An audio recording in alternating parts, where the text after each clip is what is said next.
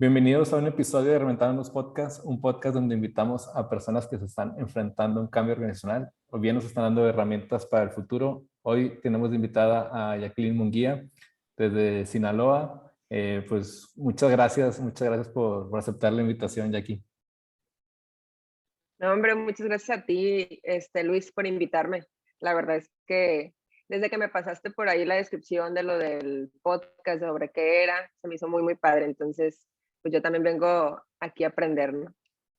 No, hombre, gracias. Pues seguramente pues, aprendemos mucho de ti. Pues hablamos desde innovación, desde todo lo que pasa en las empresas de resistencia al cambio, incluso del sector público, porque tu experiencia está genial y muy diversa. Entonces, pues nada, pues antes que empezar ya de fondo, vamos a empezar con un check-in round para que te conozcan las personas. Y pues me gustaría saber qué es lo que más te llena de un trabajo o de un proyecto. Pues mira, yo creo que, aunque yo tengo ya tiempo como trabajando en proyectos como enfocados más bien como alrededor de la innovación, la verdad es que siempre los hago enfocados en temas de experiencia de usuario, que es donde creo que tengo como más expertise, ¿no? Sin embargo, creo que a veces justamente los proyectos adolecen como de no tener como un enfoque o no estar centrados realmente en las personas, ¿no? Entonces yo creo que lo que yo más disfruto justamente de los proyectos es eso, o sea, el poder ayudar a las personas a que puedan, que los proyectos realmente les mejoren su vida o les ayuden en ciertas cosas y que no les vengan solamente a hacerlos sufrir o estresarlos por no entenderlos o por el cambio que implica, ¿no? Sobre todo en proyectos de innovación, pasa mucho que sí, o sea, de pronto los que conformamos el equipo de este proyecto que va a implicar un cambio, pues sí, estamos bien emocionados, ¿no? Súper emocionados todos. ¿Por qué? Porque implica que tú seas parte de un cambio. Es algo muy, muy bueno, ¿no? Y de pronto a todos nos emociona el poder generar cambios. Sin embargo, las personas que van a sufrir el cambio, pues de pronto no nos ponemos en los zapatos de ellos, ¿no? Y es como cuando nosotros decidimos cambiar, pues lo estamos decidiendo nosotros, tenemos el control de eso. Entonces, por lo tanto, nos vamos a sentir mejor porque estamos trabajando para cambiar y cuando lo logramos, pues nos sentimos muy bien. Entonces, sin embargo, si alguien más llega con un proyecto que te va a cambiar, pero tú no estás listo para ese cambio, realmente te viene todas las emociones y lo que tú sientes y experimentas a causa de ese cambio, pues no es tan padre, ¿no? Entonces, realmente a veces, digo, cuando estamos en los proyectos, como del lado de empujando, haciendo que suceda, se nos olvida que esa gente está sufriendo cambios que ellos no pidieron, que ellos no planearon y que al final son personas, ¿no? Son seres humanos si nosotros no sabemos cómo abordar eso de una manera que sea a beneficio de ellos, pues realmente estamos afectándolos, aunque el proyecto sea lo más innovador en el mundo y en la empresa, ¿no? Entonces, yo creo que eso es lo que más disfruto y sobre todo poderme topar también con gente que también, gente en los proyectos, ¿no? Que también considere esa parte importante porque yo creo que es de las cosas que de pronto más pues, he sufrido, ¿no? De pronto toparme con gente en proyectos con los cuales tú hablas un idioma totalmente diferente al de ellos o que solamente están enfocados en lo que es redituable y solamente en un tema monetario. Entonces, el coincidir con esa gente es muy frustrante, muy, muy frustrante porque al final sabes bien que no les importan las personas y que solamente les importa que el proyecto salga. Entonces, también el hecho de poderme encontrar con gente que sí les importe, también es algo que disfruto mucho porque considero que pues no estoy tan loca, ¿no? No estoy tan mal y que sí hay esta gente con la que podemos coincidir en generar cambios, pero positivos y también de una manera que ayudan a las personas, ¿no? Entonces yo creo que eso sería, a lo mejor me extendí, pero Nice. esa sería más o menos la idea. No, entonces, pues nos deja ver también como tu forma de ver la vida, entonces también está cool, que es justo en esa línea va. Y a mí igual, ¿no? Va. Creo que que sí, o sea, que al final la innovación es un habilitador para hacer mejor la vida de las personas, mejorarles una situación, para eso estamos. Y creo que también, al menos de la línea de consultoría, es también un proceso de aprendizaje muy padre, ¿no? Porque no hay caso, no hay proyecto igual. Y eso creo que a mí también me emociona mucho, ¿no? Que, vamos a aplicar esto que hayamos visto por ahí, o vamos a hacer esto, o tiene este problema que nunca nos habíamos enfrentado. Y eso creo que también me llena mucho en lo personal, ¿no? Va a ser divertido, ¿no? Sí, exacto, es lo padre de innovación es que pues, no te cansas, ¿no? Y como tratamos cosas complejas, pues no es que una solución aplique para todos, ¿no? Entonces siempre te está retando intelectualmente, emocionalmente, y es algo que no, al menos a mí no me cansa mucho. Pues Sí, bueno, no, adelante, dime. no, no, te digo, sí, totalmente coincido. No, pues me gustaría saber como cuál ha sido tu trayectoria. Pues has trabajado desde gobierno, digo, has estado también como una especie de emprendedora, freelancer, trabajas en Coppel. No sé cómo has llegado hasta ahí, cómo ha sido este paso, ¿no?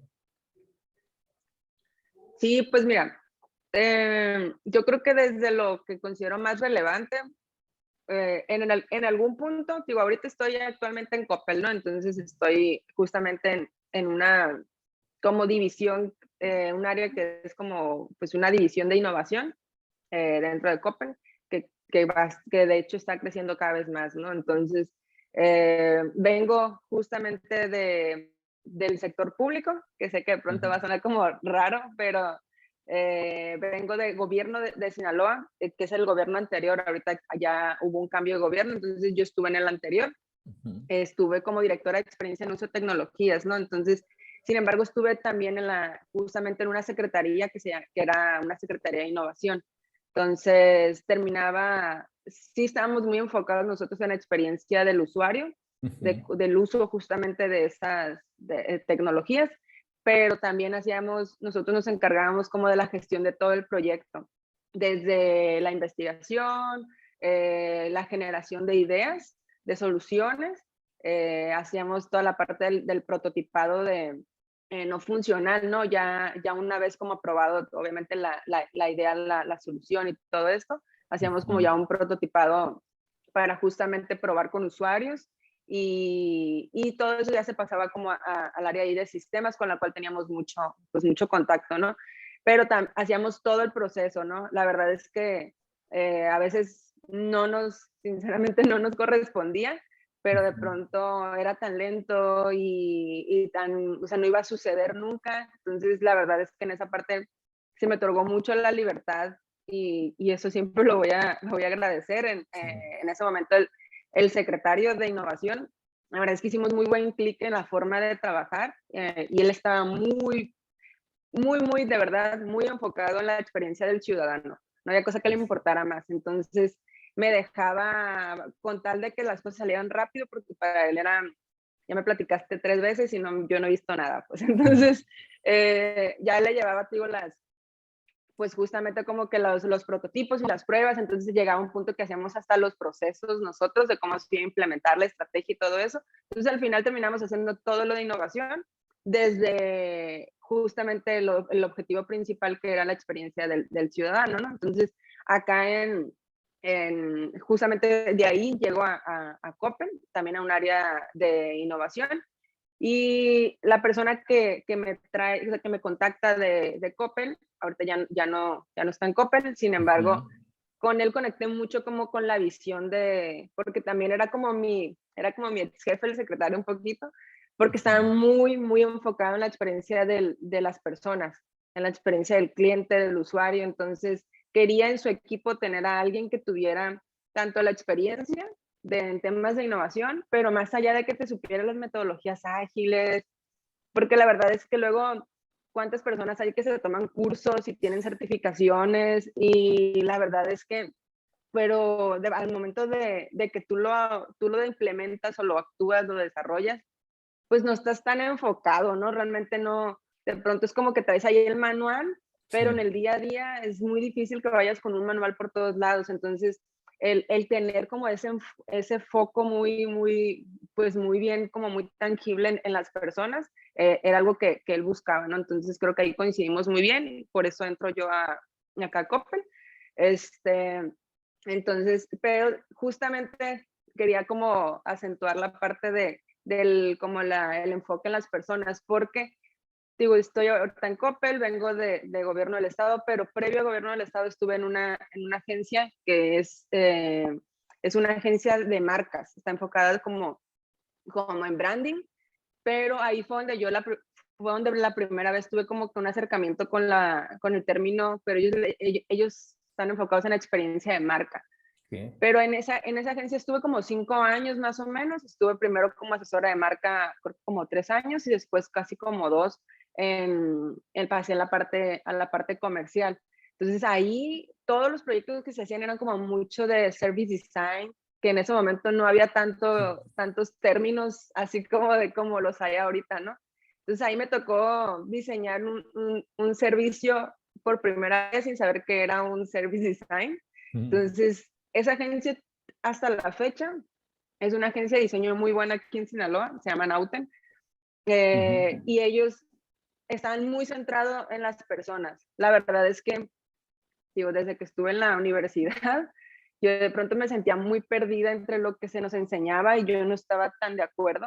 Yo estudié marketing en la universidad, entonces de pronto muchas veces me cuestioné si me había equivocado de carrera porque había algunos maestros que eran buenos, pero realmente la mayoría yo no conectaba, no era que no fueran buenos, yo no conectaba, ¿no? Entonces después tuve otros trabajos que no fueron como que relevantes porque no conecté. Entonces, cuando llego a Auten y conecto muy bien con la forma de ellos estar enfocados en las personas, en el diseño a través de las personas, en todas esas estrategias que fueran enfocados en que tuvieran una buena experiencia las personas, ahí sentí que era mi lugar, ¿no? Entonces, de ahí siento que tengo que sentir como mucho las bases del diseño, del service design. Ahí tuve mi primer contacto con un proyecto del diseño de una aplicación web que fue para un cliente que era Netafim, que es una empresa israelita. Entonces, se me hizo, no teníamos ni idea, la verdad es que la diseñadora y yo cuando estábamos trabajando, éramos un equipo, ella y yo, ahí fue la primera vez donde yo conocí InVision, por ejemplo, para hacer un prototipo. Ahí fue la primera vez que investigando las dos nos dimos cuenta cómo hacer la arquitectura de una aplicación, cómo hacer la parte del copy, del diseño del contenido, etcétera, ¿no? Entonces, te digo, la parte también de la investigación me tocó hacerla ahí con otra empresa que era cliente de la agencia. Hicimos como que todo una investigación interna y externa ya con entrevistas a profundidad y todo. Entonces, digo, ya ahí fue como que mi primer acercamiento, me gustó mucho. Después cambio de gobierno, lo pude implementar pues a una manera mucho más grande y pues ahorita en Coppel, ¿no? Entonces, creo que ha sido como un viaje bastante interesante que me ha gustado, ¿no? No, y está padre, o sea, creo que son sectores súper distintos. También como que esto que has experimentado, esto que dices, oye, pues se llamaba, era Service Design, pero no le decíamos así, ¿no? O sea, creo que también es parte de la innovación misma, ¿no? O sea, que te vas topando de que, yo hacía esto, o sin saber, o sea, sin saber el marco de trabajo estrictamente o la metodología estrictamente, ¿no? Pero creo que también eso está interesante y me gustaría pues saber qué tan lejos o cómo, creo que hablar hoy de innovación ya en sí mismo no es innovación, o sea, cómo podemos pasar esto de la idea a la implementación y que no se quede como un hub o a veces que dicen, la innovación, sí ponen post-its ustedes, ¿no? O son hacen eventos muy padres que deberíamos cambiar, pero al final nada, o sea, cómo decir, a ver, qué innovación es hacer cosas, o sea, hacer algo que sí tenga valor, ¿no? Sí, fíjate que yo creo que el otro día me tocó justamente en Coppel dar una universidad, le llaman, son como internamente se hacen, tú tienes que tener puntos de colaboración, ¿no? De estar como compartiendo contenido con los demás. Entonces me tocó a mí, tuve la oportunidad ahí de dar como universidad, fueron 2 días, sobre diseño de experiencia de usuario. Y justamente lo que les decía en esa universidad era la parte más difícil, no, todo el proceso es muy importante, ¿no? Pero la parte más difícil es la implementación, porque aunque nosotros hayamos hecho una investigación en forma y hayamos hecho una iteración también en forma en la cual llegamos a ideas súper disruptivas, diferentes y que van a cambiar el mundo, la forma en que tú decides implementarlo puede determinar totalmente el éxito o fracaso de un proyecto. Porque cuando estamos pues prácticamente ideando, investigando, pues hay mucha diferencia entre eso y la acción, ¿no? Entonces, la verdad es que esa parte de tomar acción, yo se la aprendí mucho igual, al que era el secretario de Innovación, Pepe Chuy Gálvez. La verdad es que hasta la fecha siempre lo voy a mencionar, pero fíjate que al principio sí me chocó de que se me hacía muy, no sé, muy, pues acá decimos una palabra, ¿no? Arrebiatados, decimos así como muy de darle y sin pensar a veces en consecuencias, ¿no? Pero él tenía algo como tiene una filosofía muy lean, muy ya me lo platicaste muchas veces, porque entre más tiempo te tome planearlo, siempre va a haber algo más, y te vas a encontrar con más y más y más cosas que vas a necesitar hacer o que vas a encontrarte con que hace falta, en que si no está eso no lo puedes, o sea, llega un punto en que el perfeccionismo nos puede comer, y también el idealizar, ¿no? De pronto idealizamos el éxito del proyecto y no nos damos cuenta que, luego también otra cosa, ¿no? De que de pronto hacemos todo el plan porque es importante tener un plan, y a veces que también hay gente que se va al extremo de lo lean, ¿no? De así que le hace, o sea, entonces es importante tener un plan porque de verdad tienes mapeado todo lo que puede salir mal, no en el afán de hacerte pesimista,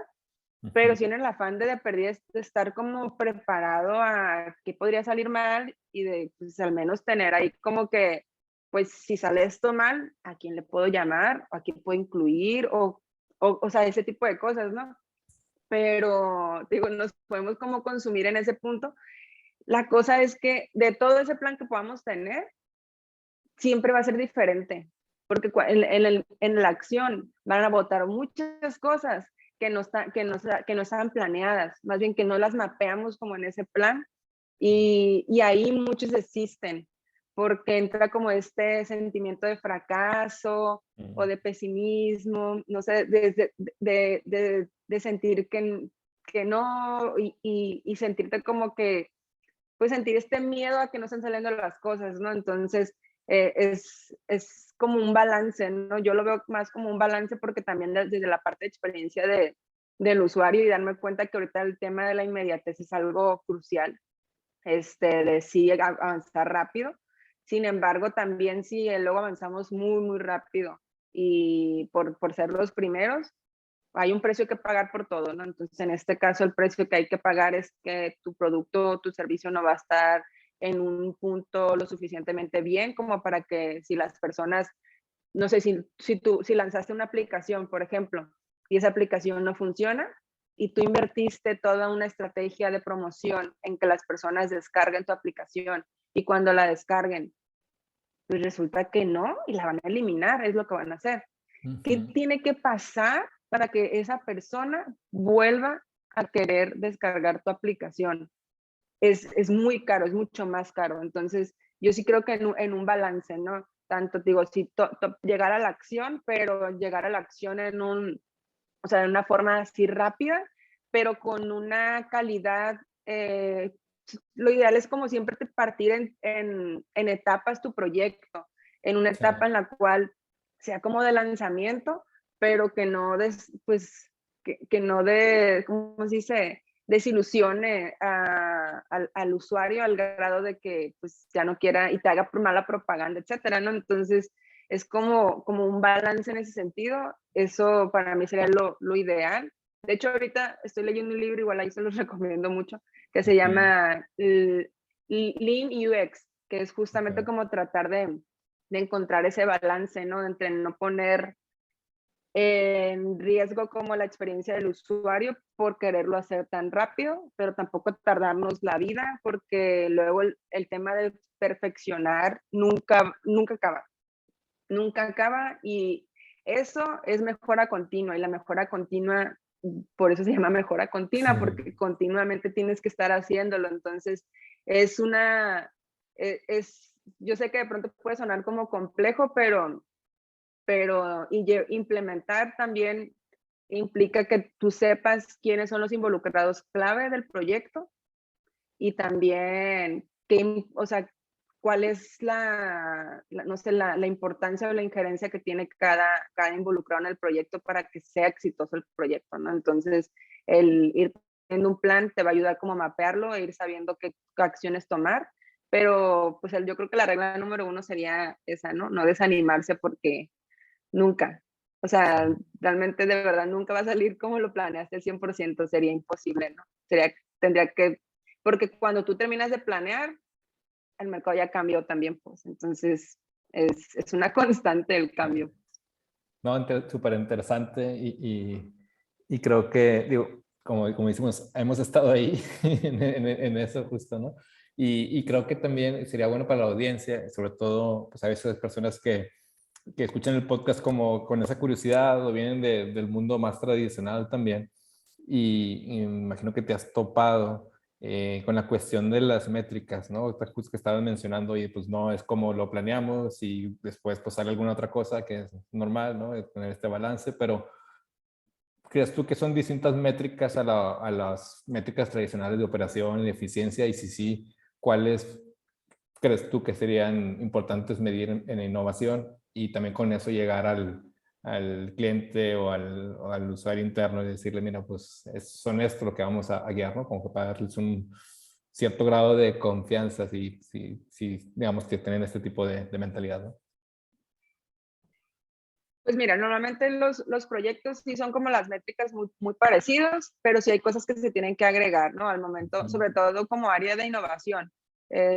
Normalmente, digo, cuando hacemos un proyecto, pues el proyecto tiene que tener las métricas que, que justamente aseguren que el proyecto está siendo exitoso. Entonces, aquí la cuestión es que a veces se nos olvida como que o sea, que muchas veces las métricas a veces son a largo plazo, mediano plazo, y a veces no las hacemos como tangibles, cosas que sí deberían, al final todo se tiene que tangibilizar en indicadores. Por ejemplo, la experiencia del usuario importa mucho en un proyecto de innovación. Sin embargo, no todos saben cómo medirlo. Entonces, como no sabes cómo medirlo, lo dejas fuera. Es decir, no le inviertes a la experiencia de usuario porque de pronto, de pronto como que confundimos la experiencia de usuario con usabilidad. Y Mm, usabilidad es parte de la experiencia de usuario. Sin embargo, la experiencia del usuario es transversal, está dentro de todo el proyecto de innovación. Realmente, o sea, desde la concepción, desde la investigación hasta la implementación. Si el proyecto no sé, el proyecto que estamos desarrollando en la innovación normalmente pues tiene mucho que ver con tecnología, ¿no? Pero puede que a veces no lo tenga que ver tanto, ¿no? Realmente la innovación no siempre tiene que ver con tecnología. Sin embargo, la innovación también es transversal, así como mm, la experiencia de usuario, ¿no? Entonces, si el proyecto incluye en que la experiencia, no sé, es una experiencia hasta de envío, y a veces se nos olvida que la usabilidad no nada más es en lo digital, pues que es también asegurarte que el envío siga cumpliendo esa experiencia que le estamos prometiendo con este proyecto de innovación que estamos creando, ¿no? Entonces, esa experiencia, esa usabilidad en el sitio tiene que estar también enfocada en la experiencia que nosotros queremos que viva desde cómo lo traemos con publicidad, que también que le estamos transmitiendo ahí, cómo llega al sitio y cómo en el sitio lo navegó, cuál fue la primera impresión con la parte del diseño de interfaces, ¿no? Toda esa parte, todo esto son métricas de conversión del proyecto, cuántas personas convertimos de visitantes a que se quedara ya en el sitio, Mm. a que, por ejemplo, a que ya navegara todo el sitio, es una métrica diferente, a que se convierta ya en una compra, a que no regrese, o sea, que no haga la devolución del artículo, inclusive todo, o sea, son muchas, muchas métricas a lo largo de todo el proyecto. Y también justamente como la cuestión de postcompra, por ejemplo, que luego lo vemos como postventa porque estamos muy enfocados, muy ensimismados en las empresas, ¿no? De ver como todo como en lo que a nosotros nos interesa. Claro. Y te digo, esas métricas a veces son muy similares a todos los proyectos que van, no sé, el proyecto de marketing, proyecto de e-commerce, si te das cuenta, todo está relacionado. Sin embargo, algo que vimos mucho, justamente como en un inicio cuando entré a Coppel, con esta persona que era mi ex jefe acá, que fue quien me trajo, él veía mucho este tema de novedad. Al final la innovación tiene un grado de cierta novedad, ¿no? Porque aquí, en estos indicadores también de cómo mides áreas de innovación, ahí es donde puedes marcar la diferencia entre un área de mejora continua y un área de innovación. Entonces, a nosotros, por ejemplo, él estaba muy enfocado y a mí me hacía mucho sentido en que nosotros, cuántos proyectos probábamos, no solamente cuánto dinero generábamos, porque al final tenemos que ser rentables. Entonces, Claro. tenemos una meta de dinero, porque pues es un negocio y sin negocio no hay innovación y sin negocio no hay usuarios, etcétera, ¿no? Entonces, sin embargo, también él creía mucho en esto, ¿no? En esta métrica de cuántos proyectos, cuántos prototipos o prototipos le llamaban ellos, están haciendo los equipos, porque yo necesito que falles un montón de veces para llegar a un proyecto pues realmente ya mucho más cercano a una solución y que eso después lo podamos ir escalando. Entonces, ese tipo de indicadores normalmente no se tienen en áreas de innovación. Ahorita ya la verdad es que ya no los tenemos otra vez. Y yo creo que sí es muy importante porque permite que el área justamente innove. Hay una persona que yo sigo que se llama Simon Sinek, que me parece muy, muy bueno, habla mucho sobre liderazgo. Justamente ayer me tocó ver un video de él donde hablaba de esto, ¿no? Y dije, claro, o sea, porque dice, ¿cómo le pides a un área de innovación que innove si lo mides solamente con dinero? Entonces, el hecho de medir a las áreas de innovación también, los proyectos en grados de novedad, es decir, ¿tu proyecto realmente es innovador o es de mejora continua? Entonces, también un indicador de cierta novedad o de cierto cambio dentro de la empresa, no sé. También el indicador de la experiencia de usuario, es decir, esto cómo va a cambiar la vida de las personas, también es un indicador pues de éxito, ¿no? Entonces, yo creo que yo le agregaría nada más esos indicadores, pero digo, cualquier proyecto normalmente tiene que tener sus indicadores de éxito según el proyecto, pero yo creo que sí tendrían que tener un cierto nivel de novedad, ¿no? Para poderse considerar de innovación. Súper interesante porque creo que nos sirve mucho para la gente que estamos metidas en innovación, pero también a las personas que tienen que habilitar, porque finalmente, pues un director, un jefe es el que tiene que decir, bueno, si hay cancha para eso. Y no sé cómo veas tú, si estamos muy alejados todavía de que la innovación sea solamente un departamento o que eso se democratice un poco más o que todos los departamentos en cierta medida ya tengan inscrito o ya tengan dentro de sus métricas, oye, pues aquí está la innovación o que sean por funcionalidades. No sé qué tan lejos tú crees que estamos. Pues mira, yo creo que cada vez menos lejos, porque las empresas como startups, o sea, lo que me ha tocado conocer, así funcionan, porque tienen que ser muy ágiles para poder sobrevivir. Entonces, el reto está en las empresas grandes, porque a medida que vas creciendo, pues empiezas a robustecerte y empiezas a ser menos ágil. Entonces, es un tema, creo yo, de cultura. Justamente creo que el empezar a generar esta cultura de innovación de manera transversal en toda tu organización pues yo creo que va a ser como que algo muy, pues es como la opción que yo veo como para poder lograr que toda tu empresa tenga como que un mayor grado, ¿no? de innovación, porque a lo mejor puede ser imposible que todos, porque pues, en algún punto seríamos todos iguales, no lo sé, ¿no? Entonces, lo que sí veo que es, que funciona hoy en día es tener equipos dedicados a innovar, porque de pronto cada quien está enfocado en su trabajo y en hacer muy bien su trabajo, ¿no? Yo lo veo con las otras áreas acá en Coppel, que pues la gente de marketing está muy enfocada en hacer las cosas muy bien.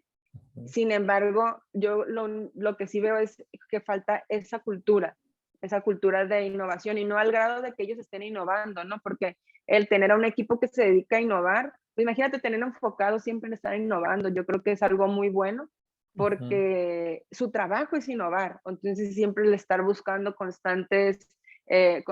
constantemente cambios, metodologías, formas de cambiar las cosas, etcétera, novedades, tendencias, creo que es algo muy bueno. Sin embargo, que la cultura de innovación y también de cómo de aceptar este cambio pudiera estar en las empresas al grado de que cuando llegues con un proyecto a justificarte, no lo sientas como que, híjole, o sea, qué flojera, es más trabajo, porque la verdad es que hoy en día así de pronto nos ven, ¿no? Entonces, en lugar de, la verdad es que nos pasa ahorita y con un proyecto, ¿no? Que es una tendencia mundial y que la verdad es un proyecto que surge, te digo, acá en innovación y que es muy bueno. Yo veo cómo el equipo que lo está desarrollando tiene muy bien justificado todo como que las métricas del proyecto.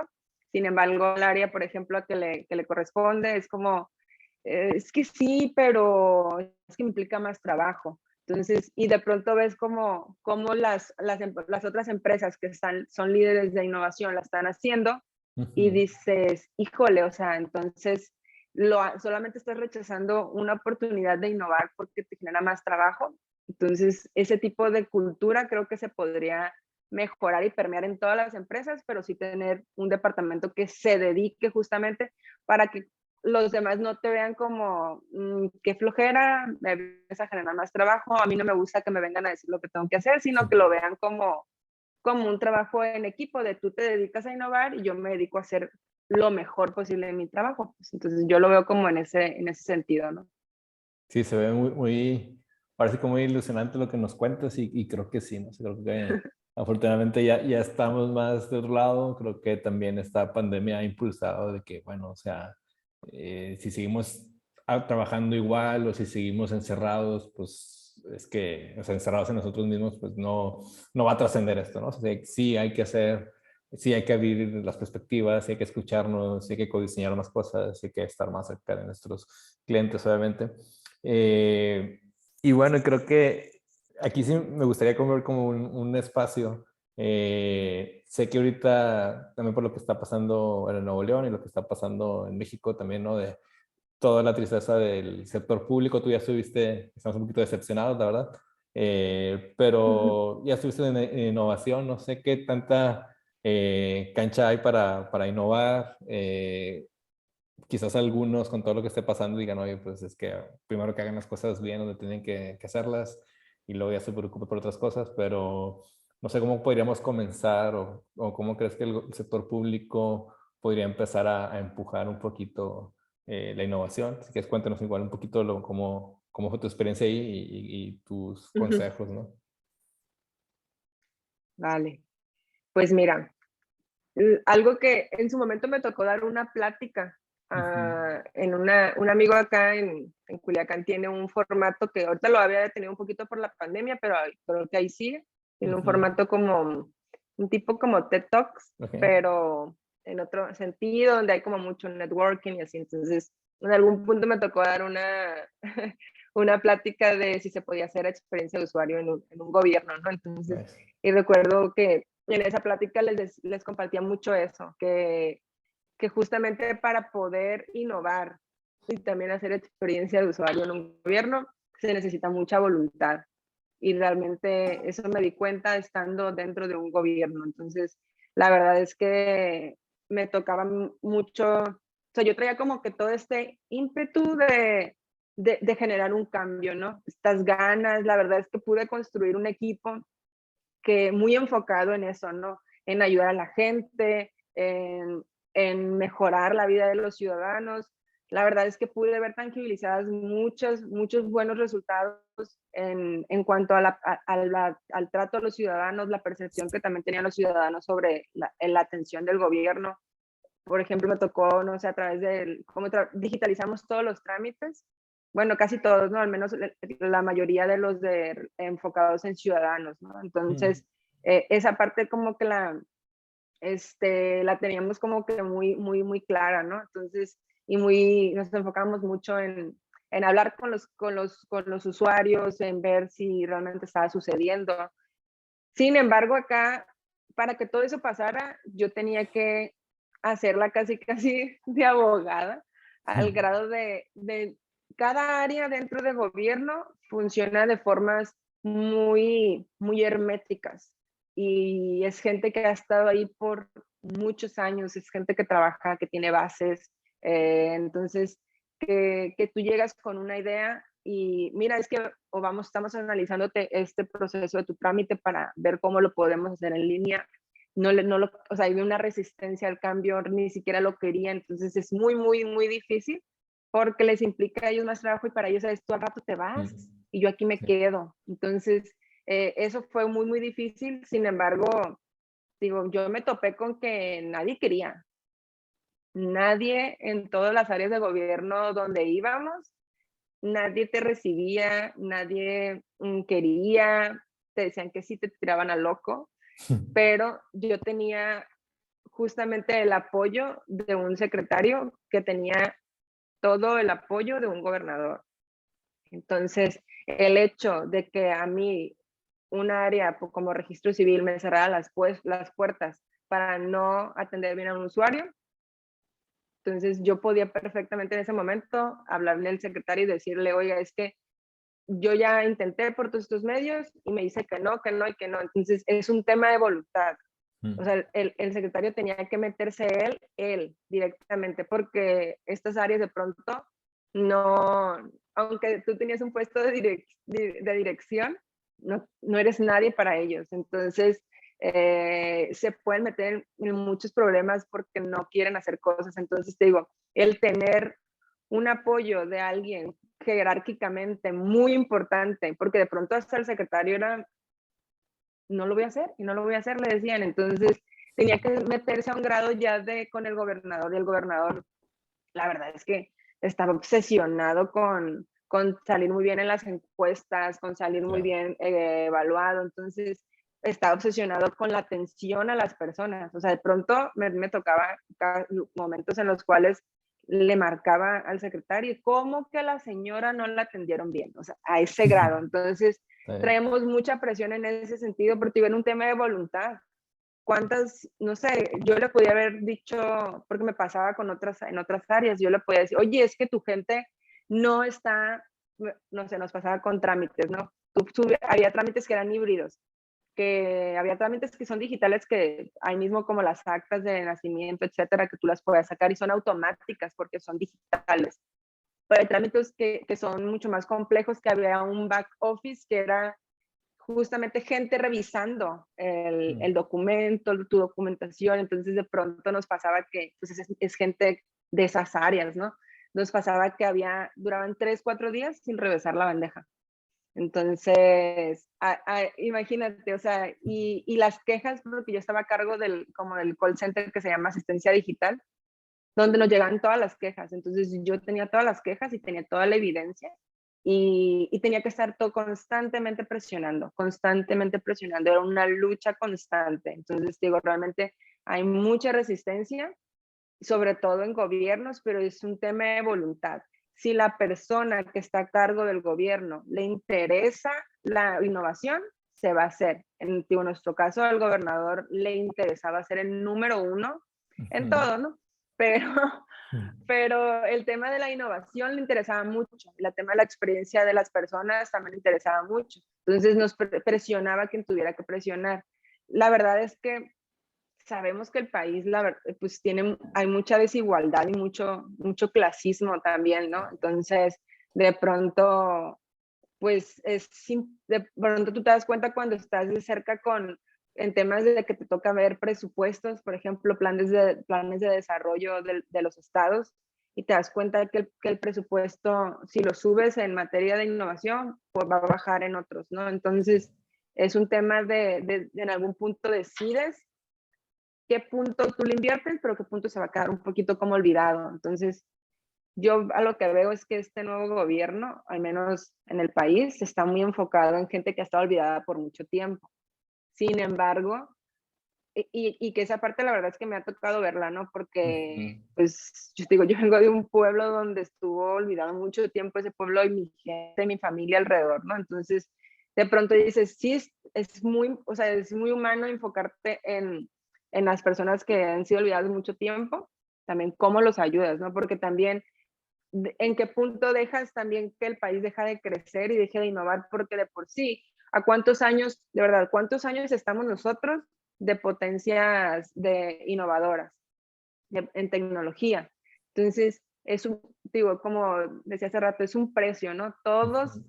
Siempre hay un precio que pagar, ya sea, si tú te quieres, voy a poner un ejemplo muy burdo, ¿no? Si tú te quieres arreglar muy bien todas las mañanas, hay un precio que pagar que es el tiempo. Tú tienes que madrugar, tú te tienes que, me explico, te tienes que dormir temprano, etcétera. O sea, son precios, siempre hay un precio que pagar. Entonces acá, si tú quieres enfocarte como en temas muy básicos, con básicos me refiero a humanos, ¿no? En el sentido de que la alimentación, el tema de vivienda y eso, y de pronto vas a descuidar otras cosas. O sea, aquí es nada más como tener conciencia de que te vas a relegar en unos puntos o te vas a relegar en cuáles, ¿no? Entonces yo creo que un balance en el cual, porque al final si sigues creciendo en materia económica, pues también puedes ofrecerle más empleos a esa gente, ¿no?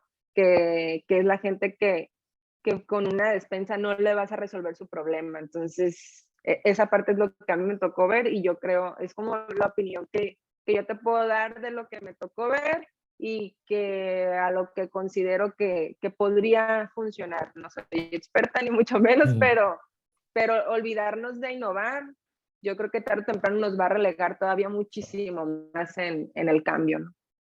Qué genial. Y creo que es un tema que da para mucho, incluso para un podcast o varios podcasts. Pero, pero sí, creo que no quería dejar pasar de lado y más que qué bueno que hicieron ahí, o sea, que se impulsaron y como dices, destacar la voluntad. Creo que al final sí se puede, pero como dices, hay estos costos de oportunidad que pues lamentablemente a veces pues, la visión cortoplacista o la visión meramente electoral o política puede nublar el bienestar, el bien que puedes hacer, ¿no? Entonces, pero creo que es bastante increíble tu opinión y que, bueno, que ya lo viviste, ¿no? En primera plano. Pues me gustaría cerrar el tema como qué futuro a ti te ilusiona, qué te gustaría, como cuál es tu best case scenario, no, qué te gustaría que pasara tanto a nivel como futuro del trabajo como a nivel personal. Pues mira, yo siempre he tenido como que ese deseo muy marcado, ¿no? Yo creo que desde niña.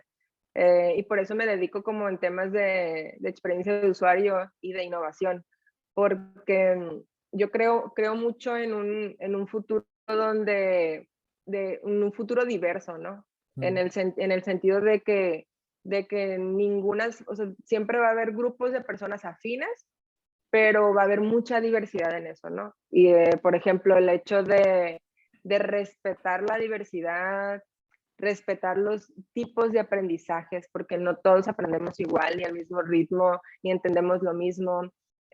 Por ejemplo, de niña yo me daba cuenta en la escuela, ¿no? De cómo siempre he tenido como alma de revolucionaria, luego ya te contaré. Pero desde niña cuando estaba en la escuela, inclusive desde el kinder, o sea, ese nivel de conciencia, había cosas que no me parecían justas. Por ejemplo, el darme cuenta sobre todo en primaria, que es cuando empezamos a aprender, ¿no? Aprender a leer, pues la parte de sumar, restar, todo este tipo ya de conocimientos, ¿no? Yo me daba cuenta que a mí se me facilitaba mucho el tipo de aprendizaje que nos estaban enseñando, no me costaba destacar. Sin embargo, me daba cuenta que pronto los maestros enseñan para gente como yo y como mis compañeros del cuadro de honor. ¿Sí me explico? Ya. Entonces, Sí, sí, sí. yo nunca estuve tan de acuerdo con eso porque terminé tomando como un rol en el cual yo, la verdad es que a mí se me dificulta entender, no es que se me dificulte, no me gusta entender cosas tan complejas, porque de pronto es como que digo, ¿por qué se tiene que poner tan complejo? O sea, Ujú. porque alguien no te lo puede explicar de una forma en la cosa.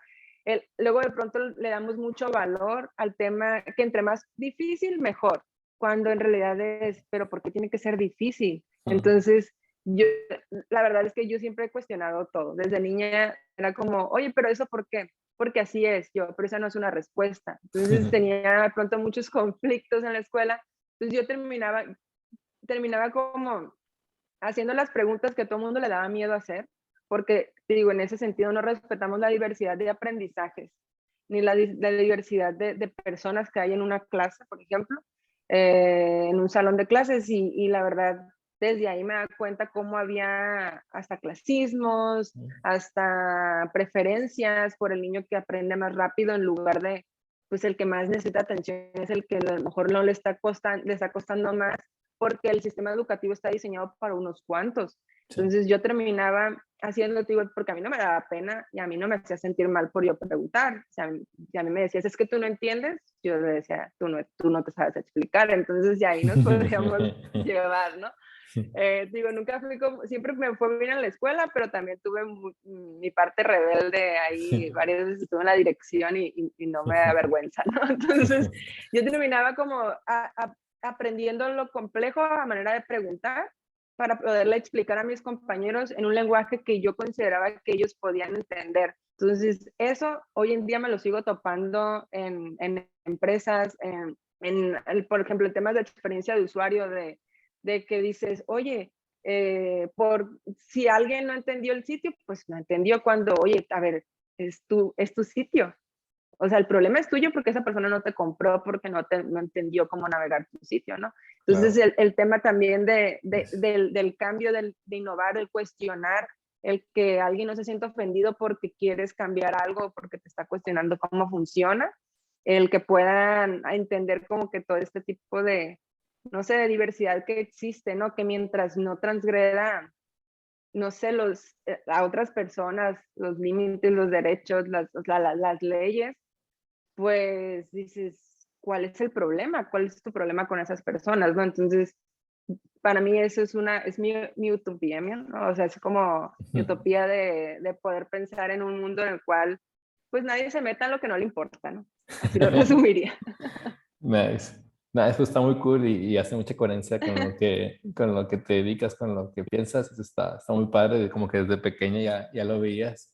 Entonces, Sí, pues, sí, no, y me tocó, digo, no es como que no estuvo tan fácil, ¿no? Pero me tocó en un contexto donde así son las cosas, ¿no? Entonces era como, pues así he sido siempre, o sea, no estés preguntando, no hagas conflicto, ¿no? Entonces, sin embargo, siempre tuve como o sea, te digo, la crianza, que es lo que te comentaba hace rato previo a entrar allá al capítulo este, yo creo mucho en el temas de la crianza, ¿no? De que tú tengas a alguien que sea tu figura paterna que te ayude, o sea, que te haga sentir cómodo con tus cuestionamientos, dice mucho de ti y de tu futuro, de que puedas cuestionar las cosas, que no te hagan sentir mal por no pensar lo mismo. Entonces, porque el tener esa como tranquilidad de poder cuestionar, yo creo que nos puede llevar a generar cambios porque va a haber gente que no va a estar de acuerdo siempre.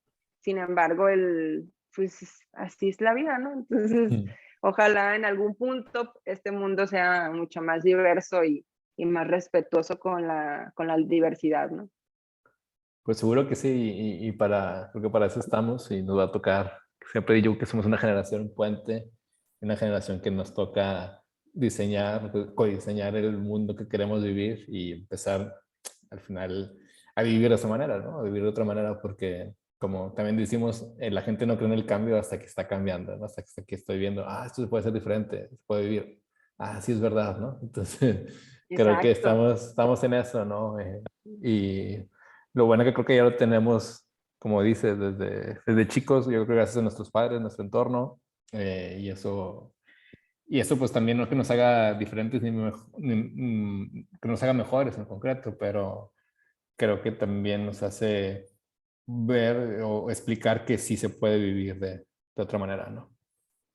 Sí, y si me permites, ya no sé si se vaya a acabar ya, ¿no? Pero Dale, dale, si me dale. permites darles como un consejo a la gente que quiera meterse como en temas de innovación, etcétera. Sí, adelante. O sea, yo creo que de pronto nos venden como que hay que aprenderse un montón de metodologías. Y la verdad es, o que te tienes que meter en una maestría de innovación, o de pronto cuánto tiempo tarda una maestría. O sea, ¿por qué no mejor es un artículo sobre una metodología, te lees unos cuantos o un libro y implementas algo rápido y lo pones en práctica? Al principio no te va a salir súper bien, la segunda vez ya un poquito mejor. O sea, el encontrar información, ahorita hay tanta información allá afuera, la verdad yo respeto más, sinceramente, a las personas que lo hacen de esa manera, o sea, que rápidamente puedes justamente, no sé, leer esto, leer aquello, documentarte y rápido implementarlo, aprenderlo, ponerlo en práctica, que todos esos títulos que de pronto todo el mundo tiene, ¿no? Sí. Entonces, ese es un consejo que les daría. No necesitan tener dinero para una maestría, un doctorado, sino hay mucha información allá afuera que pueden implementar. Pues creo que es un buen punto para cerrar. Muchas gracias, la verdad que estuvo muy divertido, muy enriquecedor. Nada, pues espero, pues vamos a seguirnos viendo seguramente. Y pues nada, que estés muy bien. Muchas gracias por haber aceptado la invitación. No, hombre, de nada, me la pasé muy bien. Muchísimas gracias. Gracias. Pues Reventando los Podcasts es dirigido por un servidor, Luis Salas, y producido por Polymath, una red de consultores que acompañamos a las organizaciones en su cambio organizacional y las preparamos para el futuro. Pues ahora ve a reventar algo. Chao, chao.